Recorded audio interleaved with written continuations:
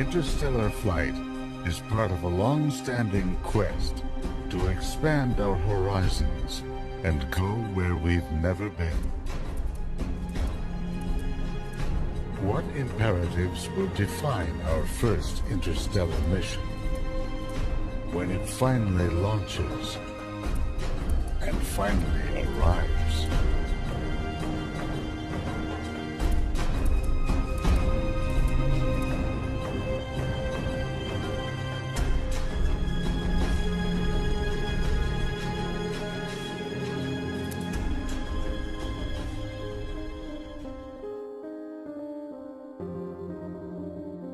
A future journey beyond our solar system has been compared to the great human migrations of the past.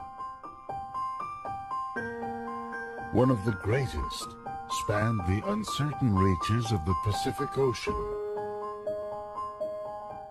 It began 8,000 years ago with the arrival of people on Taiwan off the coast of China.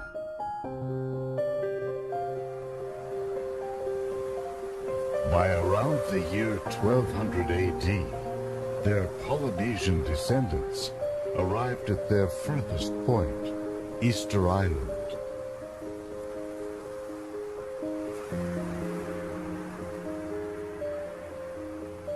In 1,000 small journeys, moving from island to island, a seafaring culture emerged.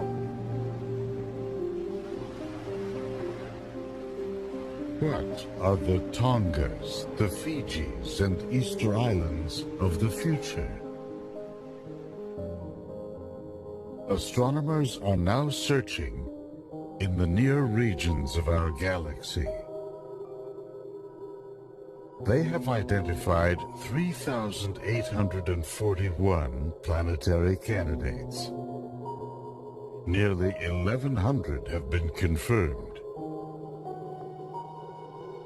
The vast majority are Neptune or Jupiter-sized planets that orbit close to their parent star. By one recent estimate, based on data from the Kepler Space Telescope, our galaxy has 9 billion stars with planets roughly the size of Earth, with conditions that could support life. The nearest possibility is a 3-star system called Alpha Centauri at 4.37 light-years away. It's the brightest star in the southern constellation of Centaurus. Proxima Centauri, a red dwarf, is the closest of the trio, but so far no planets have been detected. Alpha Centauri A is slightly larger and more luminous than our own Sun, while B is slightly smaller. A team of European astronomers working at the European Southern Observatory in Chile recently detected a subtle wobbling in the light of B.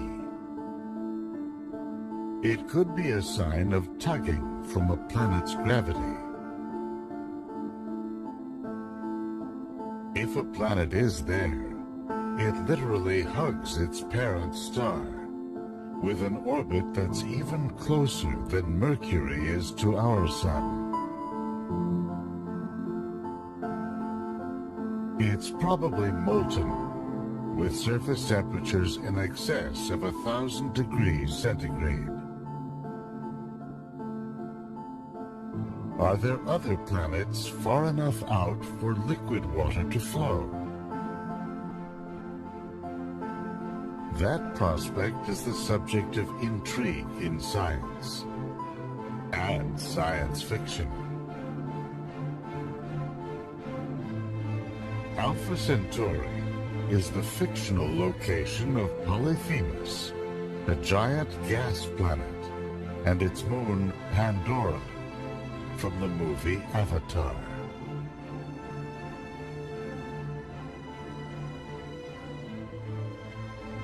The year is 2154. Earth has been ruined by environmental catastrophe.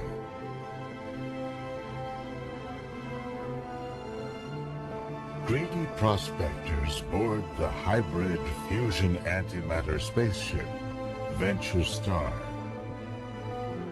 They descend on an innocent hunter-gatherer people called the Na'vi. Could such a place exist this close to home?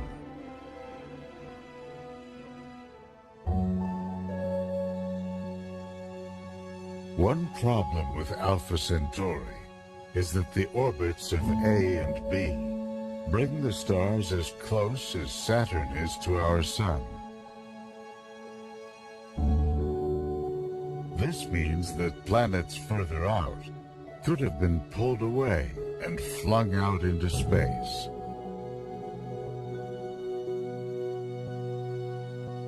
For this reason, Alpha Centauri was not a high priority for planet hunters.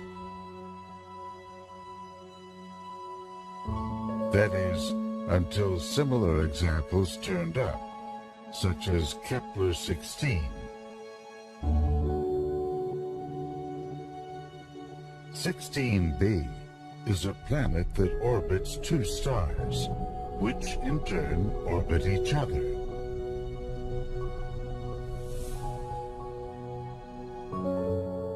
Or Gliese 667, a triple star system 22 light-years from Earth.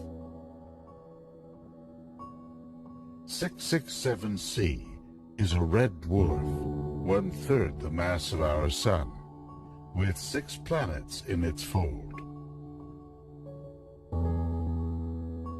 3 of them, small enough to be called super-Earths, orbit at a distance that could allow liquid water to flow on their surface. That opens the possibility that planets may have survived in the Alpha Centauri system. For now, that question is on hold. The orbits of Alpha Centauri A and B have brought them too close for astronomers to resolve the signal of a planet.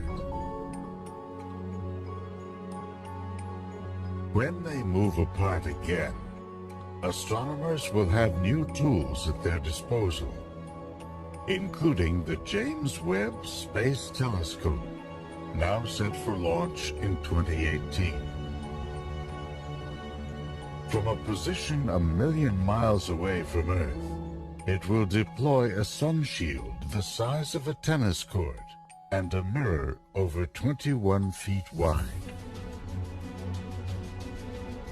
Astronomers will use this telescope with its infrared light detectors to discern the chemical composition of planetary atmospheres.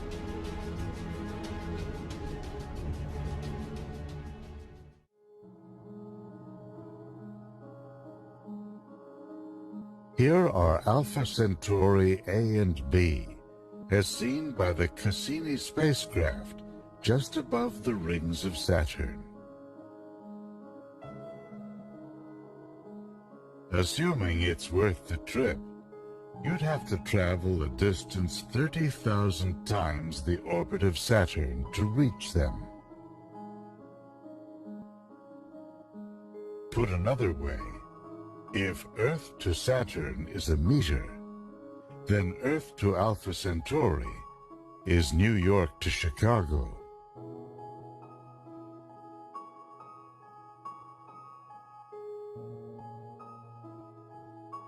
To put the journey into perspective, consider Voyager 2, now on its way out into the galaxy. After a series of gravitational assists from Jupiter and Saturn, the spacecraft is traveling at about 62,000 kilometers per hour. If it were headed in the right direction, it would need another 73,000 years to reach Alpha Centauri.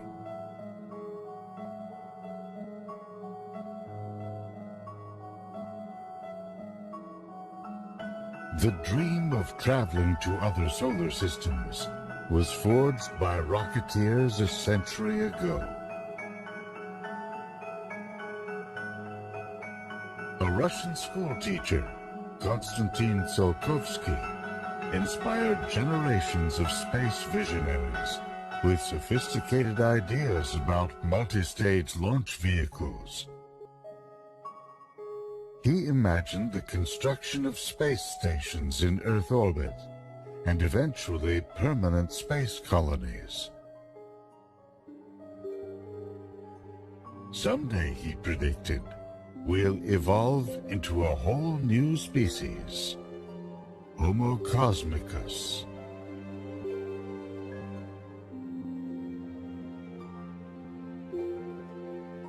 Since then, rocketry's greatest advances have centered on ways of containing explosive propellants and methods of maintaining stable flight at high speeds. The problem with chemical rockets is that they are just not very efficient.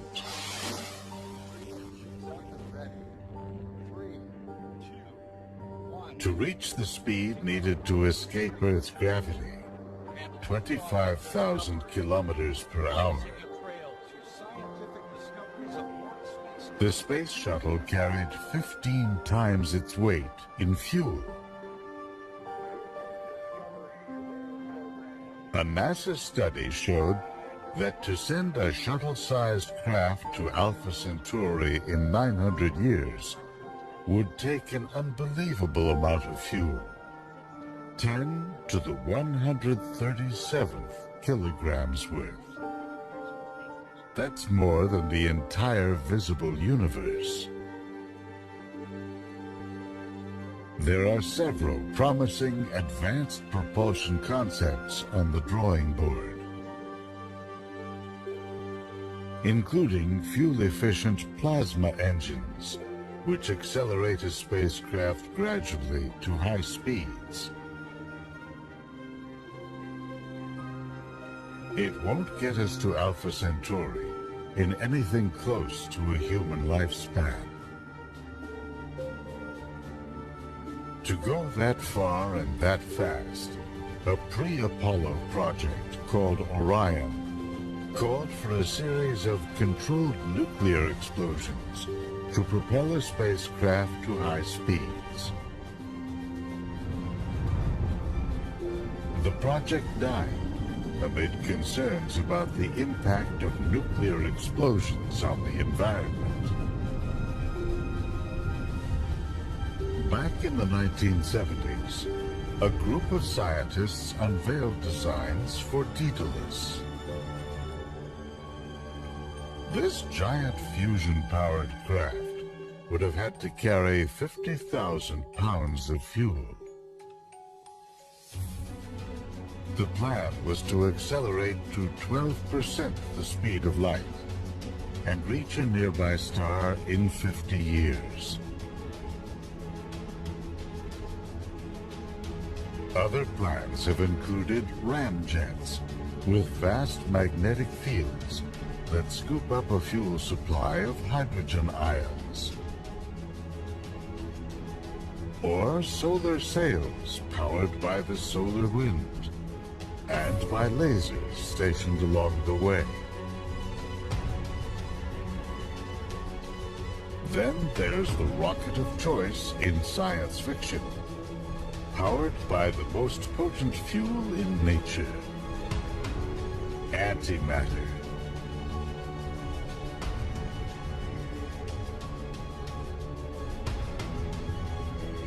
In James Cameron's Avatar, a fusion antimatter hybrid engine powers a 1,500-meter-long spaceship. It makes the journey to Alpha Centauri in just 6 years. Antimatter consists of electrons and protons, but with their electrical charges reversed. Whenever it comes into contact with normal matter, the two annihilate each other in a ferocious blast of energy. Only trace amounts can be found in the universe today. For example, in the high-energy environments of black holes. It's so powerful that a mere 10,000th of a gram is about all it would take to send a spacecraft to Jupiter. Current designs for an antimatter drive use magnetic fields to isolate and channel the fuel.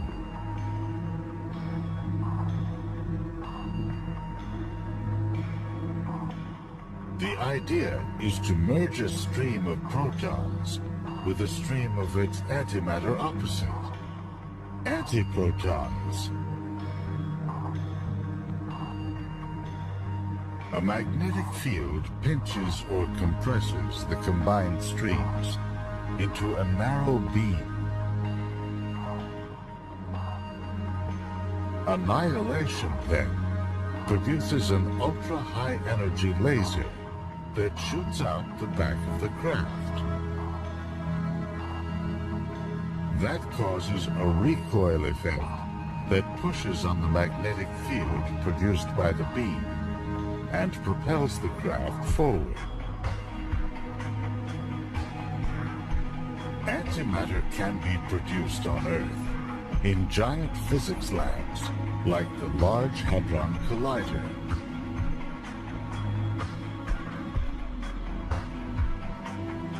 Here, scientists accelerate atoms to nearly the speed of light and blast them together to release their fundamental constituents.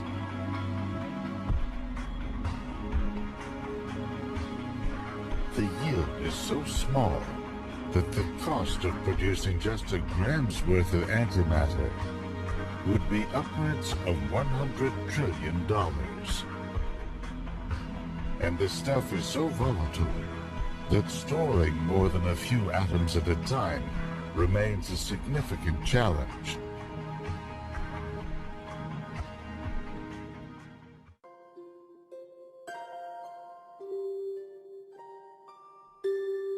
If specialized facilities were built, the cost could drop by one estimate to as low as $10 billion per gram. One idea would be to station an antimatter factory in space, powered by the 1 billion watts per kilometer delivered by the sun. Another is to harvest antimatter already produced in space. The idea is that cosmic rays interacting with interstellar particles send about a kilogram of antimatter flying into the solar system every second. Some of it has been shown to circulate in radiation belts that surround the Earth. Theoretically, it could be captured by a large magnetic scoop that sits in a high orbit above the planet.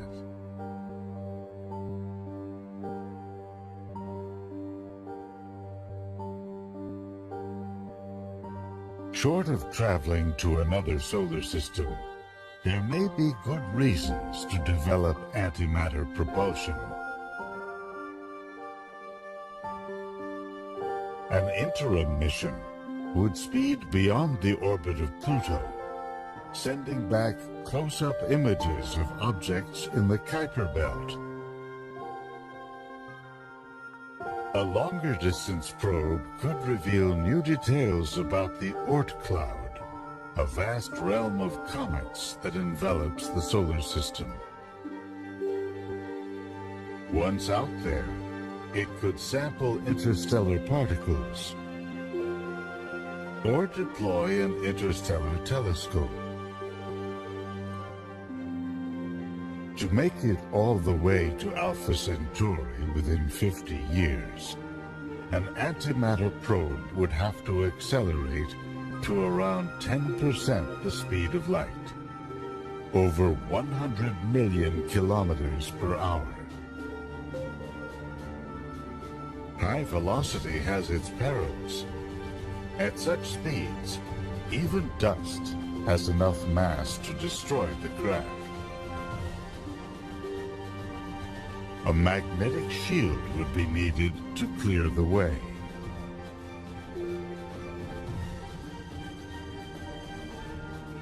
If it could be done, there may be other destinations to consider. At least 22 stars within 12 light-years of Earth. Any way you look at it, the first interstellar voyage will be a quantum leap for humanity. The urge to reach out to distant horizons, to climb the highest peak, is a vital part of human nature. But explorers of old set off not just because it was there. At times it was greed, hunger, fear, and despair that propelled them from their homelands and allowed them to endure their long journeys. What imperatives will send future generations into space? To the physicist Stephen Hawking, it's a question of survival. I don't think the human race, he said, will survive the next 1,000 years unless we spread into space. There are too many accidents that can befall life on a single planet. We can't foresee the impact of wars, social upheaval, or the course of human civilization in coming centuries. But an early context for the mission may be emerging now. On one hand, the technological advances that might make such a mission possible could revolutionize many other aspects of life on this planet. The ever-increasing number of transistors that can be placed inexpensively on a computer microchip has become a metaphor for the advance of technology. Some observers forecast a steep rise, even an acceleration, in the pace of invention and basic research, and for whole new solutions to the problems of energy, food production, health, and more. In addition, despite the daily drumbeat of violence and war, we are actually living in one of the most peaceful eras in human history. Over the centuries, the number of people killed in battle has steadily dropped as civilizations evolved. With 2 world wars, the 20th century was pretty bad, but the 19th was even worse. In terms of deaths per 100,000, from war, genocide, murder, and other factors, the world is relatively calm. On the other hand, major periods of scarcity and suffering may loom. The last century saw the world's population grow from less than 2 billion to nearly 7 billion today. it may reach 9 to 10 billion by the year 2040.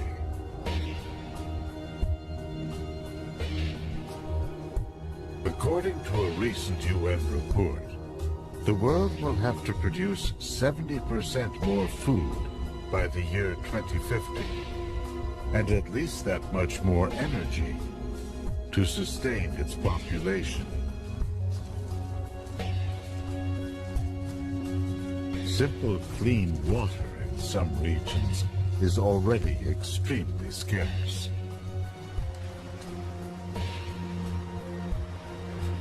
Now throw in environmental impacts like rising sea levels, or the spread of deserts linked to a gradually warming climate. No matter how you look at it, our world is changing in ways that will impact the way we live and relate to each other. Will technological advancements allow us to halt the degradation of our natural environments and increase the carrying capacity of our planet? Will we find ways to mitigate the effects of war, natural catastrophes, or political upheavals?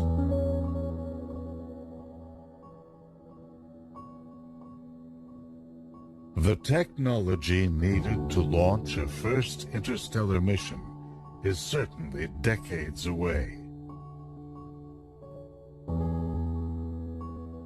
The actual journey could take centuries.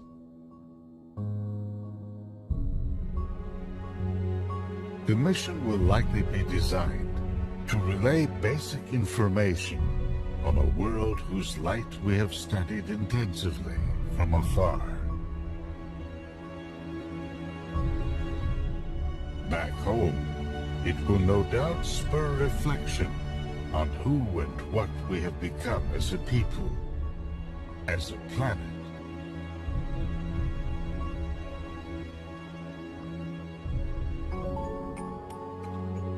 As our cosmic emissary makes its way across the void, we on Earth will continue to struggle in our pursuits of happiness, prosperity, and mere survival.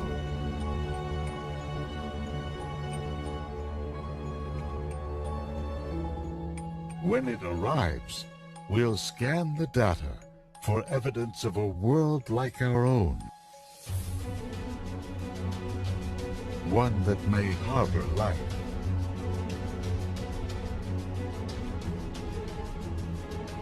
Will we come to explore and expand our knowledge, or to begin a long journey out into the uncertain reaches of the galaxy?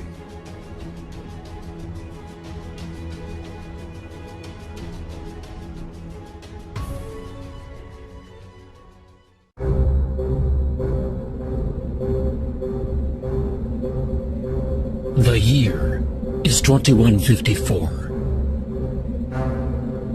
Our planet has been ruined by environmental catastrophe.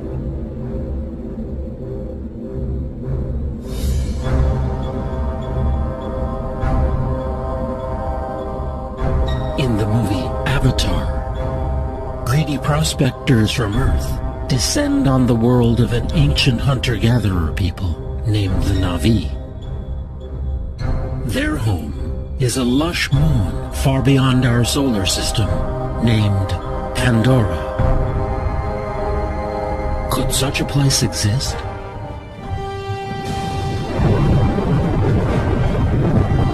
And could our technology and our appetite for exploration one day send us hurtling out to reach it? In fact, the supposed site of this fictional solar system is one of our most likely real interstellar targets, until a better destination turns up. Pandora orbits a fictional gas planet called Polyphemus. Its home is a real place, Alpha Centauri, the brightest star in the southern constellation of Centaurus. At 4.37 light-years away, it's part of the closest star system to our Sun. Alpha Centauri is actually two stars, A and B, one slightly larger and more luminous than our own Sun, the other slightly smaller. The two stars orbit one another, swinging in as close as Saturn is to our Sun, then back out to the distance of Pluto. This means that any outer planets in this system, anything beyond, say, the orbit of Mars, would likely have been pulled away by the companion and flung out into space. For this reason, Alpha Centauri was not high on Planet Hunters' lists until they began studying a star 45 light-years away, called Gamma Cephei. It has a small companion star that goes around it every 76 years. Now it seems it also has at least one planet. That world is about the size of Jupiter, and it has planet hunters excited. Perhaps 2/3 of all the stars in our galaxy are in so-called binary relationships. That means there could be many more planets in our galaxy than astronomers once assumed. At least 3 teams are now conducting long-term studies of Alpha Centauri, searching for slight wobbles in the light of each companion star that could indicate the presence of planets. If they find a planet that passes in front of one of the stars, astronomers will begin intensive studies to find out what it's like. One of their most promising tools will be the James Webb Space Telescope, scheduled for launch in 2014 or 2015. From a position 1,000,000 miles away from Earth, it will deploy a sun shield the size of a tennis court and a mirror over 21 feet wide. The largest space telescope ever built, it will offer an extraordinary new window into potential solar systems like Alpha Centauri. With its infrared light detectors, this telescope will be able to discern the chemical composition of a planet's atmosphere, and perhaps whether it harbors a moon like Pandora. One prominent planet hunter predicted that if a habitable world is found at Alpha Centauri, the planning for a space mission would begin immediately. Here's that star duo seen by the Cassini spacecraft, just above the rings of Saturn. To actually get to this pair of stars, you'd have to travel as far as the orbit of Saturn, then go another 30,000 times further. Or put another way, if the distance to Alpha Centauri is the equivalent of New York to Chicago, then Saturn would be just 1 meter away. So far, the immense distances have not stopped us from launching missions into deep space. In 1977, the twin Voyager spacecraft were each sent on their way aboard Titan III Centaur rockets. After a series of gravitational assists from the giant outer planets, the spacecraft are now flying out of the solar system at about 40,000 miles per hour. They're moving so quickly that they could each whip around Earth in just 45 minutes. Twice as fast as the International Space Station.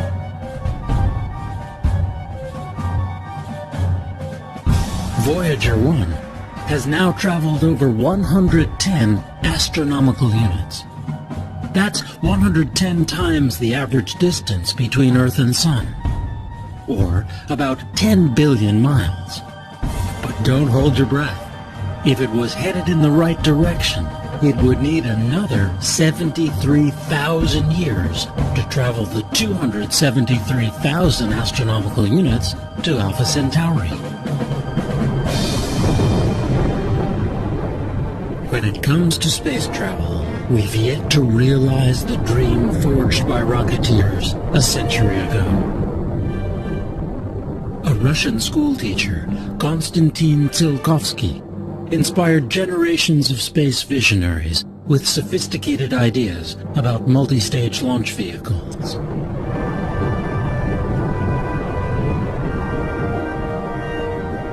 He imagined the construction of space stations in Earth orbit, and eventually vast permanent space colonies. In time, he predicted, we'd evolve into a whole new species, Homo cosmicus.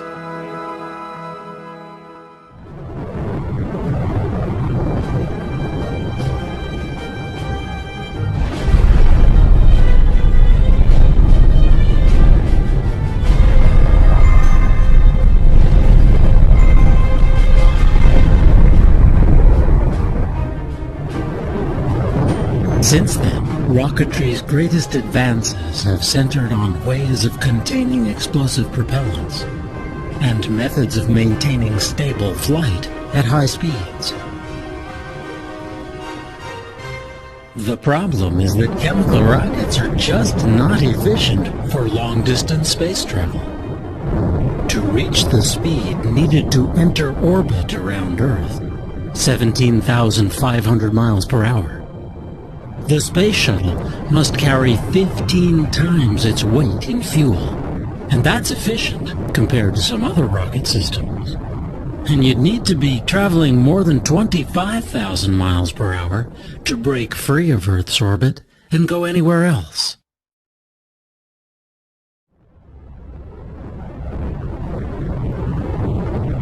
A NASA study showed that to send a space shuttle-sized craft to Alpha Centauri in 900 years would take an unbelievable amount of fuel, 10 to the 137th kilograms of rocket propellant. Suffice to say, it's more mass than is in the entire visible universe.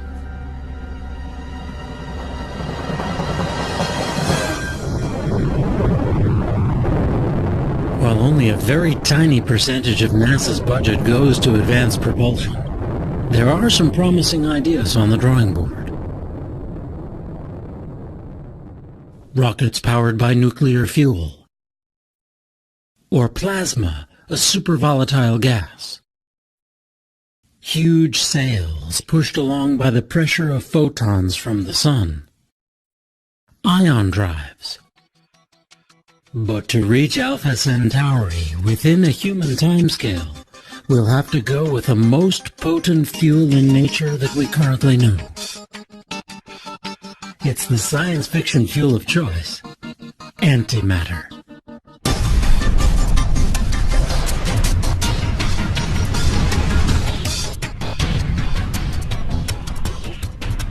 In James Cameron's Avatar, hybrid nuclear fusion and antimatter engines power a mile-long interstellar spaceship. At a speed of 670 million miles per hour, this vehicle makes the journey to Alpha Centauri in just 6 years. Antimatter really does exist, as the mirror image of the universe we know. It consists of electrons and protons, but with their electrical charges reversed. Whenever it comes into contact with normal matter, the two annihilate each other in a ferocious blast of energy.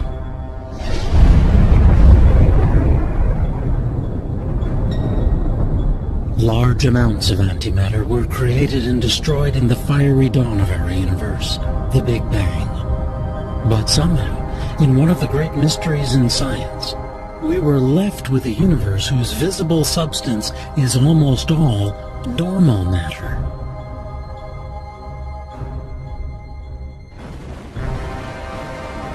The universe still produces antimatter through powerful collisions. such as a jet from a black hole slamming into a cloud of gas.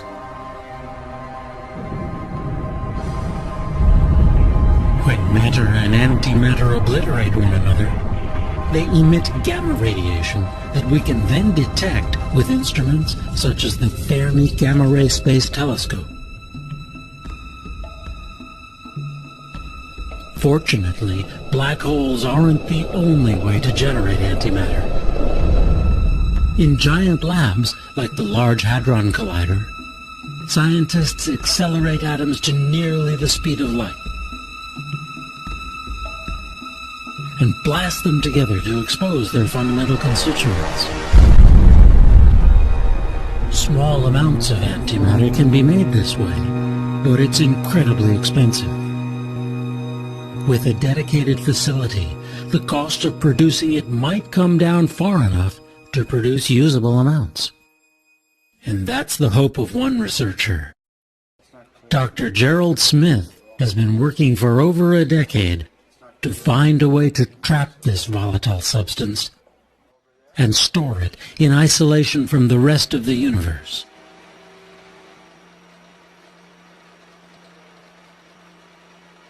Smith and his colleagues have designed a trap the size of a cigar case. It sits within a tank filled with liquid nitrogen and liquid helium, designed to cool it down to 270 degrees below zero.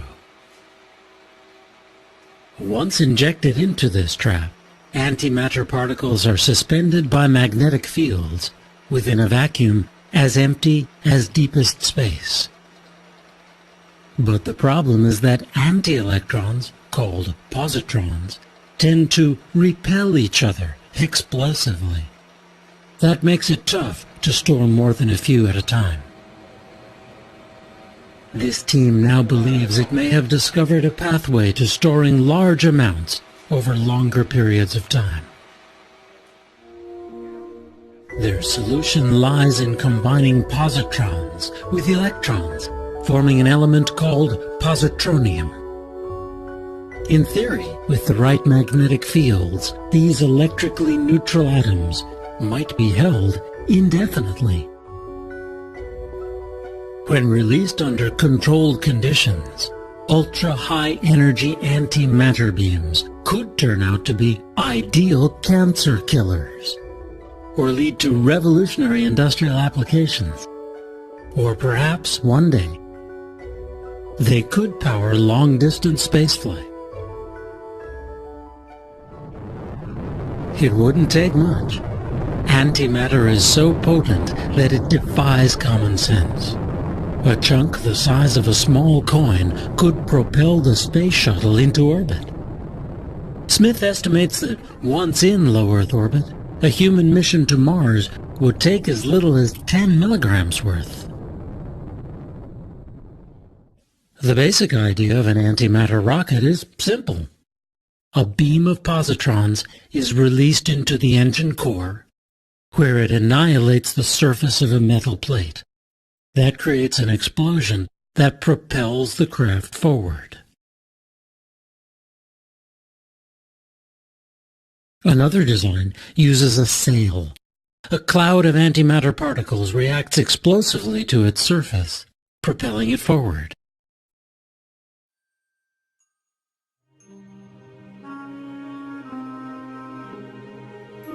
Short of traveling to another solar system, there may be good reasons to contemplate developing antimatter propulsion.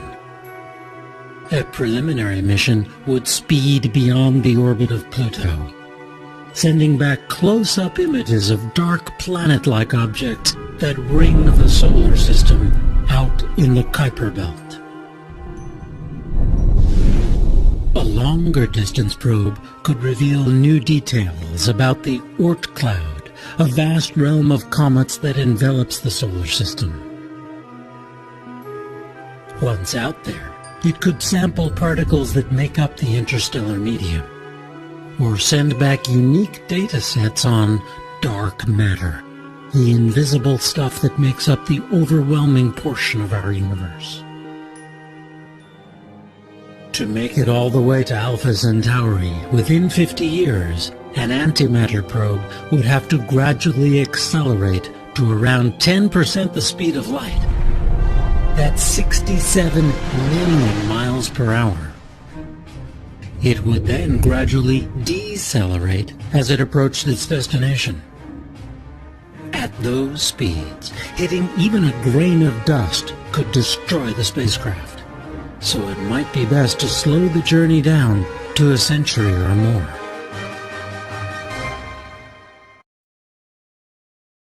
It's safe to assume for now that we would only send a probe to Alpha Centauri if we discovered a habitable world.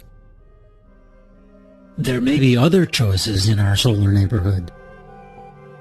They include Proxima Centauri, a red dwarf star 4.2 light-years away that may be gravitationally bound to Alpha Centauri. Beyond that, not quite 6 light-years away, is Barnard's star. Or there's Lalande 21185, a red dwarf 8.3 light-years away. We already know it has 2 Jupiter-sized planets. There are at least 22 stars within 12 light-years of Earth.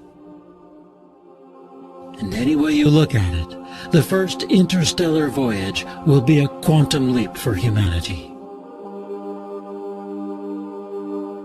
The urge to reach out to distant horizons, to climb the highest peaks, to push ourselves past our perceived limits, seems to be a vital part of what makes us human. Yet, explorers of old set off not just because it was there. At times it was greed, hunger, fear, or despair that propelled them outward from their homelands and allowed them to endure their long journeys.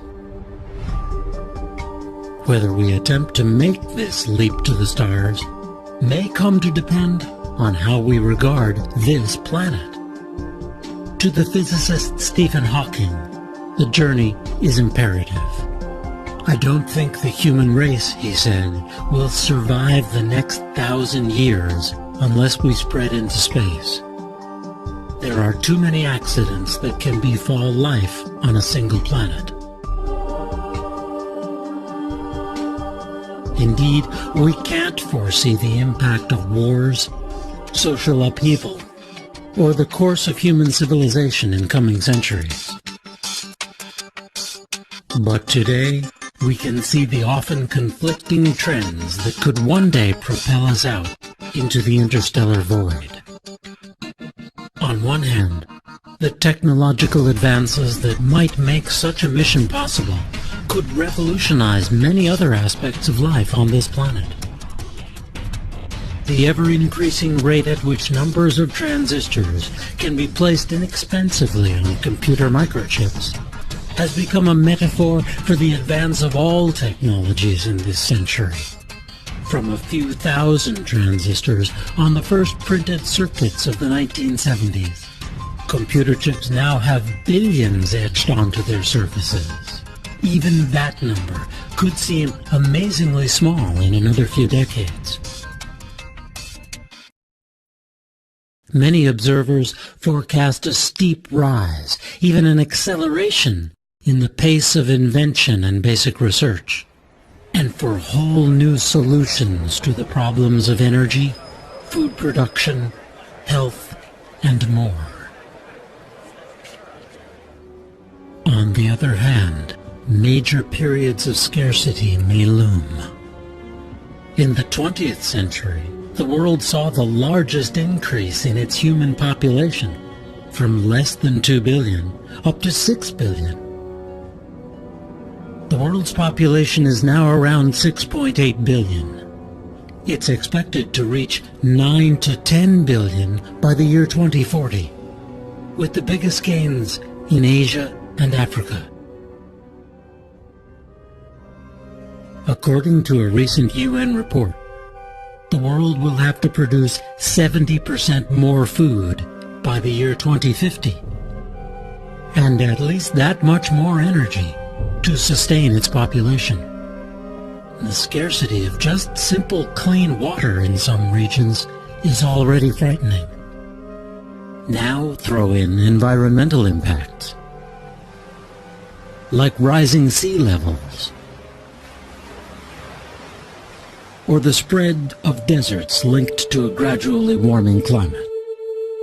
The culprit, to most scientists, is rising emission of greenhouse gases like carbon dioxide since the start of the Industrial Revolution. This map charts rising temperature readings from the year 1885 through to the present. In some places they've gone up by as much as 2.5 degrees Fahrenheit. Computer models project the trend out to the end of this century. Depending upon population growth, energy use, and conservation, temperatures could rise anywhere from 2 to 11 degrees more. Will technological advancements allow us to halt the degradation of our natural environments and increase the carrying capacity of our planet? Will we find ways to mitigate the impacts of war, natural catastrophes, or political upheavals? No doubt, if or when we launch our first mission beyond this solar system, the occasion will spur reflection on who and what we have become as a people, as a planet, just as the first missions to the moon and our neighboring planets once did.